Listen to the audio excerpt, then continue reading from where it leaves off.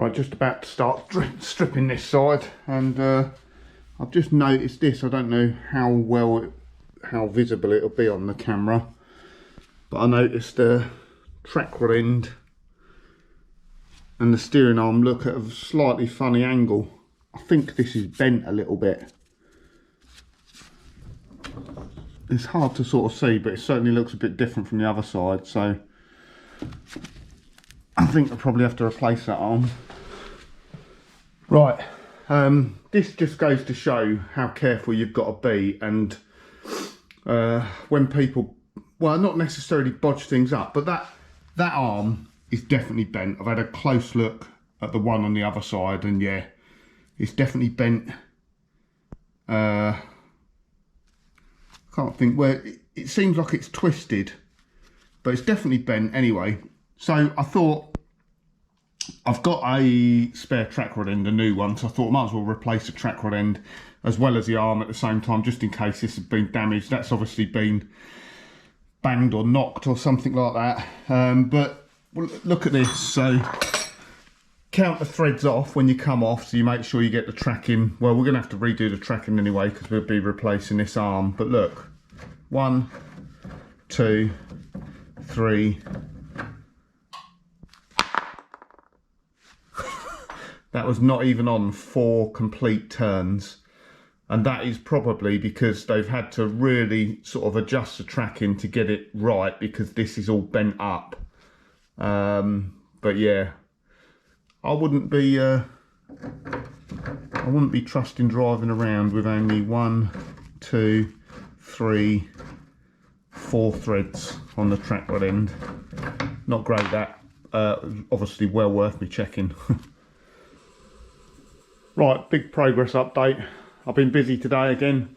So we've done the top and bottom swivels, taken this brake pipe off and put it back on so it fits in the right place because it was rubbing on the drive shaft. As I mentioned, I hate doing swivels. It's just such a horrible, messy job. They're not particularly difficult to do, but it's always just caked in grease where people have greased them up in the past and not cleaned off the excess grease. I've also taken the bearing apart on this side and just re-greased the bearing as well, because the back seal, the metal spring that holds the seal tight, had actually come off and it hadn't been chewed up by the bearing yet. It was just sitting there. So I took the seal out, sorted that out, took the bearings out, greased the bearings at the same time. The top arm, this has had to have a bit of an overhaul on this side. So it didn't have any play in it, but if you look at that pin, it's quite pitted around the top, and the actual rollers inside the needle roller bearing were actually seized. So there was no point putting that back on, to be honest. We've obviously got our new suspension knuckle in there.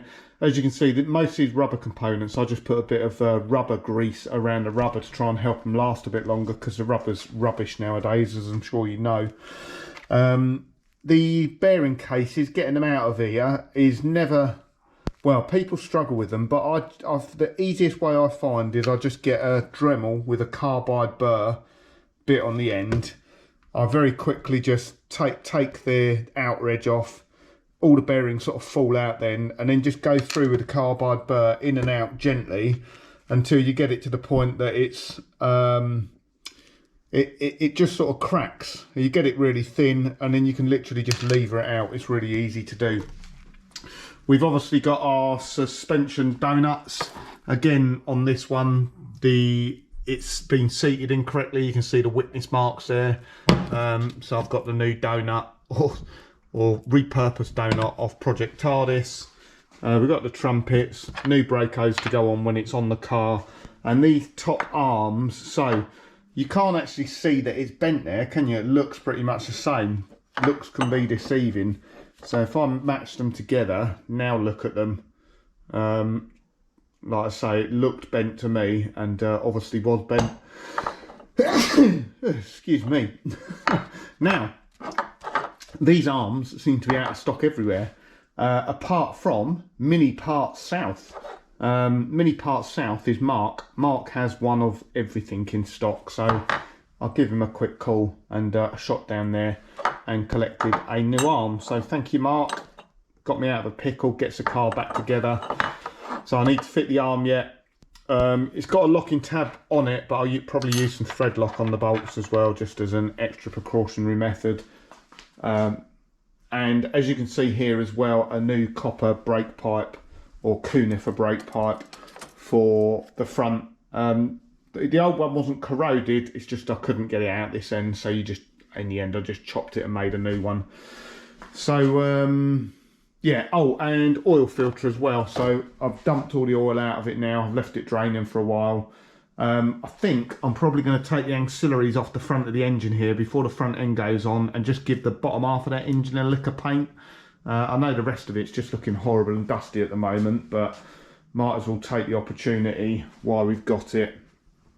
Right, so just a bit of a recap.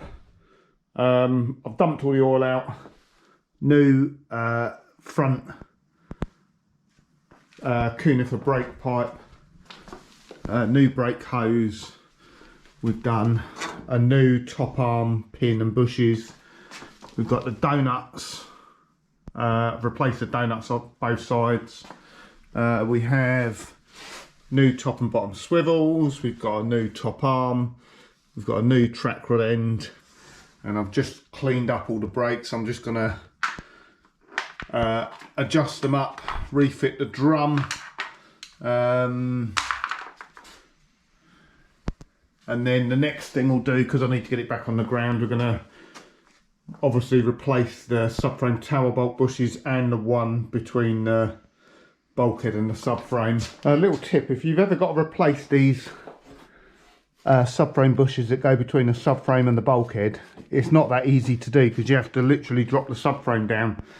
So you need the shock absorbers off, you need the front teardrop mountings off, you need the tower bolt bushes out, and you need the rear subframe bushes at the back of the subframe loosened off, and you need to jack the actual body of the car, which I've got it jacked on a massive piece of wood so it evenly distributes a load, and then it drops down and you can get the bushes out. And then just when you fit them back in, you got to probably get a hand and make sure the subframe goes back in the right place. Right, so now that's all the front end ready to go back on. The last thing I'm going to do, contrary to what I've said previously about this not being a cosmetic makeover, I've just removed all the ancillaries off the front of the engine, and I'm going to paint the front and side of the block, purely just because you don't get many opportunities like this with no front panel in there, and it's a hell of a lot easier to do. It won't take me long, didn't take long to buzz the ancillaries off. So I'll give that a coat of the, I think it's called Speedwell Yellow. Give that a coat of the yellow.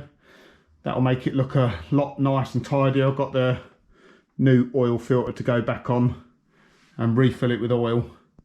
And then front end on. Back in a minute once it's all painted. Right, so that's the engine block, given a couple of licks of paint. It's never going to look pristine, this, and I haven't cleaned up any of the other bits really. I've just fitted a new oil filter and seals, but yeah, I just thought I'd paint the block while I was there. I need to sort out this nest of, this wiring's all been bodged up in the past, so I need to sort out the wiring as well. And I've just painted the inside of the door hinge panel, because obviously that was welded and I had to take the paint back, so I've had the door back off. The door can go back on now, and then I can fit I'm going to tack the A panel in place so the gap's right with the door, and then I'm just going to work forward. I've started getting the panels down. I've run into problems already. So I just quickly fitted the teardrop mounts, and one side the captive bolt started spinning, so I quickly had to just go from underneath and, I don't know whether you can see that, just weld them in place. Yeah, let's get the front end on.